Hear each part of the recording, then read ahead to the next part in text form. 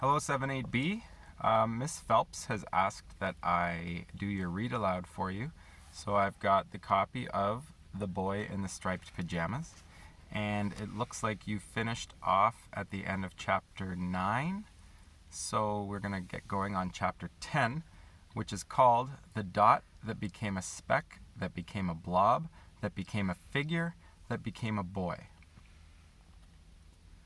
The long walk along the fence took Bruno a lot longer than he expected. It seemed to stretch on and on for several miles. He walked and walked, and when he looked back, the house that he was living in became smaller and smaller until it vanished from sight altogether. During this time, he never saw anyone anywhere close to the fence, nor did he find any doors to let him inside, and he started to despair that his exploration was going to be entirely unsuccessful.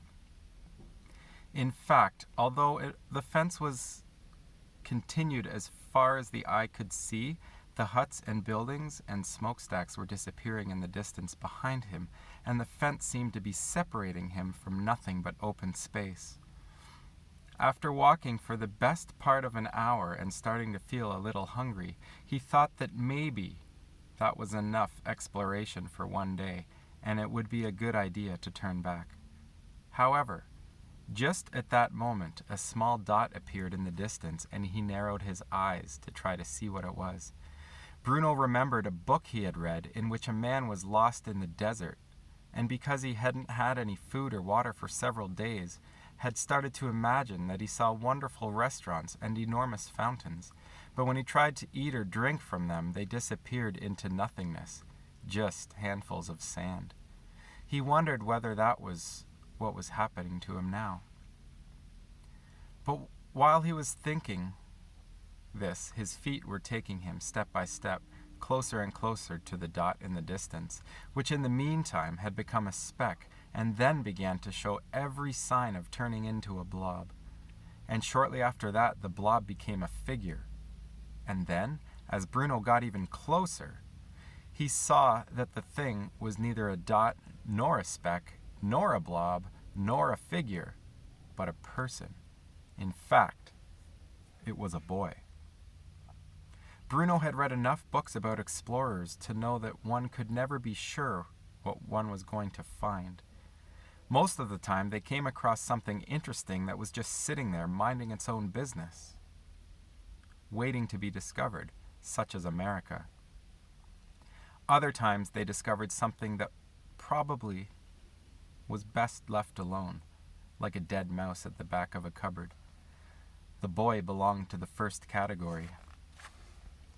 He was just sitting there minding his own business, waiting to be discovered. Bruno slowed down when he saw the dot that became a speck, that became a blob, that became a figure, that became a boy. Although there was a fence separating them, he knew that you could never be too careful with strangers, and it was always best to approach them with caution. So he continued to walk, and before long, they were facing each other. "Hello," said Bruno.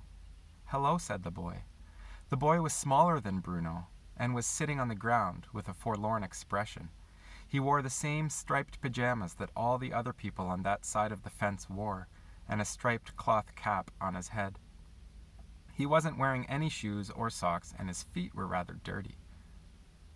On his arm, he wore an armband with a star on it. When Bruno approached the boy, he was sitting cross-legged on the ground, staring at the dust beneath him. However, after a moment he looked up, and Bruno saw his face. It was quite a strange face, too. His skin was almost the color of gray, but not quite like any gray that Bruno had ever seen before. He had very large eyes, and they were the color of caramel sweets. The whites were very white, and when the boy looked at him, all Bruno could see was an enormous pair of sad eyes staring back. Bruno was sure that he had never seen a skinnier or sadder boy in his life, but decided that he had better talk to him. "I've been exploring," he said. "Have you?" said the little boy. "Yes, for almost 2 hours now." This was not strictly speaking true. Bruno had been exploring for just over an hour, but he didn't think that exaggerating slightly would be too bad a thing to do. It wasn't quite the same thing as lying, and made him seem even more adventurous than he really was. "Have you found anything?" asked the boy. "Very little." "Nothing at all?" "Well, I found you," said Bruno after a moment. He stared at the boy and considered asking him why he looked so sad, but hesitated because he thought it might sound rude. He knew that sometimes people who were sad didn't want to be asked about it. Sometimes they'd offer the information themselves, and sometimes they wouldn't stop talking about it for months on end. But on this occasion, Bruno thought that he should wait before saying anything. He had discovered something during his exploration. And now that he was finally talking to one of the people on the other side of the fence, it seemed like a good idea to make the most of the opportunity. He sat on the ground on his side of the fence and crossed his legs like the little boy and wished that he had brought some chocolate with him, or perhaps a pastry that he could share. "I live in the house on the other side of the fence," said Bruno. "Do you? I saw the house once from a distance, but I didn't see you." "My room is on the first floor," said Bruno. "I can see right over the fence from there. I'm Bruno, by the way."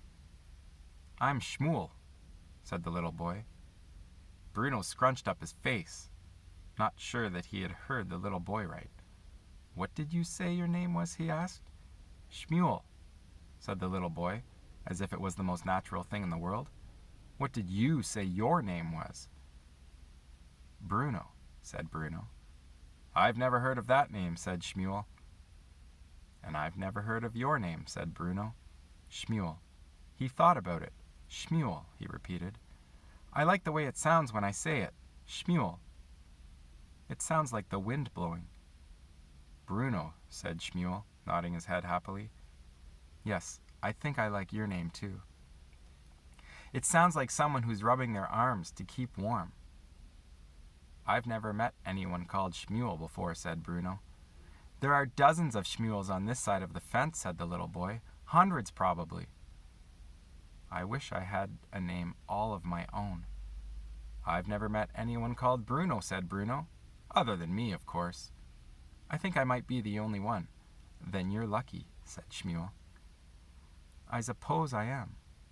How old are you?" he asked. Shmuel thought about it and looked down at his fingers, and they wiggled in the air as if he was trying to calculate. "I'm 9, he said. "My birthday is April the 15th, 1934. Bruno stared at him in surprise. "What did you say?" he asked. "I said my birthday is April the 15th, 1934. Bruno's eyes opened wide, and his mouth made the shape of an O. "I don't believe it," he said. "Why not?" asked Shmuel. "No," said Bruno, shaking his head quickly. "I don't mean I don't believe you. I mean I'm surprised, that's all. Because my birthday is April the 15th too, and I was born in 1934. We were born on the same day." Shmuel thought about this. "So you're 9 too," he said. "Yes. Isn't that strange?" "Very strange," said Shmuel. "Because there may be dozens of Shmuels on this side of the fence, but I don't think that I've ever met anyone with the same birthday as me before." "We're like twins," said Bruno. "A little bit," agreed Shmuel. Bruno felt very happy all of a sudden. A picture came into his head of Carl and Daniel and Martin, his 3 best friends for life, and he remembered how much fun they used to have together back in Berlin, and he realized how lonely he had been at Outwith. "Do you have many friends?" asked Bruno, cocking his head a little to the side as he waited for an answer. "Oh yes," said Shmuel. "Well, sort of." Bruno frowned. He had hoped that Shmuel might have said no, as it would give them something else in common. "Close friends?" he asked. "Well, not very close," said Shmuel, "but there are a lot of us. Boys our age, I mean. On this side of the fence. We fight a lot of the time, though. That's not why I come out here. To be on my own." "It's so unfair," said Bruno. "I don't see why I have to be stuck over here on this side of the fence, where there's no one to talk to and no one to play with, and you have to have dozens of friends." and are probably playing for hours every day. I'll have to speak to Father about it. Where did that come from? Asked Shmuel, narrowing his eyes and looking at Bruno curiously. Berlin. Where's that? Bruno opened his mouth to answer, but found he wasn't entirely sure. It's in Germany, of course, he said. Don't you come from Germany? No, I'm from Poland, said Shmuel. Bruno frowned. Then why do you speak German? He asked. Because you said hello in German, so I answered in German. Can you speak Polish?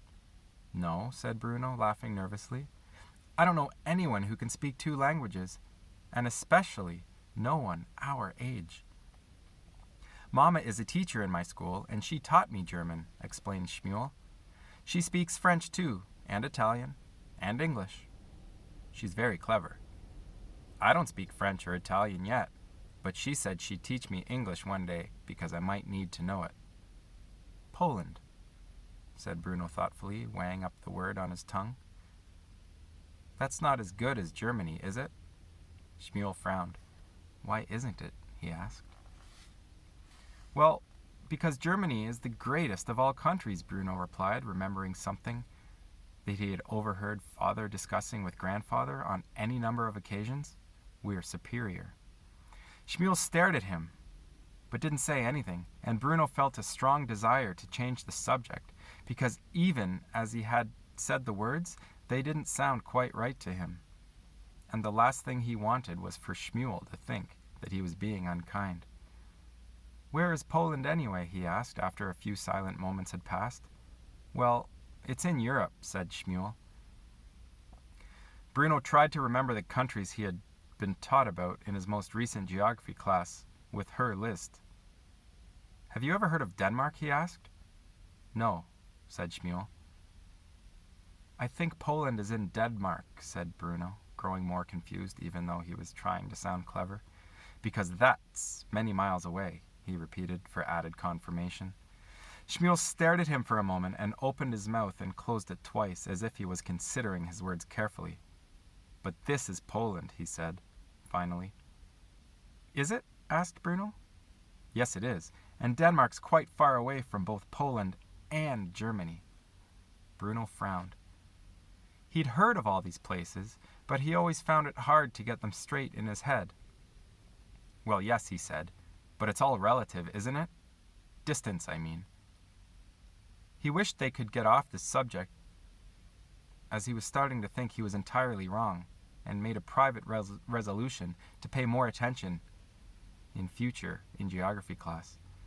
I've never been to Berlin, said Shmuel, and I don't think I'd ever been to Poland before I came here, said Bruno, which was true because he hadn't.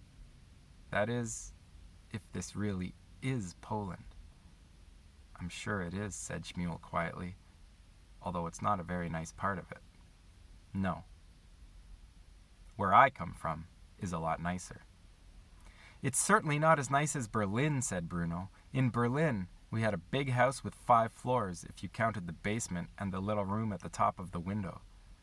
And there were lovely streets and shops, and fruit and vegetable stalls, and any number of cafes. But if you ever go there, I wouldn't recommend walking around town on a Saturday afternoon, because there are far too many people there, and then you get pushed from pillar to post. And it was much nicer before things change. How do you mean? Asked Shmuel. Well, it used to be very quiet there, explained Bruno, who didn't like to talk about how things had changed.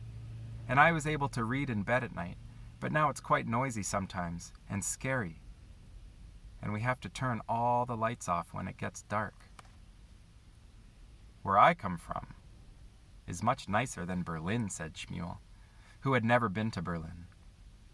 Everyone there is friendly, and we have lots of people in our family, and the food is a lot better too. Well, we'll have to agree to disagree, said Bruno, who didn't want to fight with his new friend. All right, said Shmuel. Do you like exploring? Asked Bruno after a moment. I've never really done any, admitted Shmuel. I'm going to be an explorer when I grow up, said Bruno, nodding his head quickly. At that moment, I can't do very much more than read about explorers. But at least that means that when I'm one myself, I won't make the mistakes they did. Shmuel frowned. What kind of mistakes? He asked. Oh, countless ones, explained Bruno. The thing about exploring is that you have to know whether the thing you've found is worth finding. Some things are just sitting there minding their own business, waiting to be discovered, like America. And other things are probably better off left alone, like a dead mouse at the back of a cupboard. I think I belong to the first category, said Shmuel. Yes, replied Bruno. I think you do. Can I ask you something? He added after a moment. Yes, said Shmuel. Bruno thought about it. He wanted to phrase the question just right.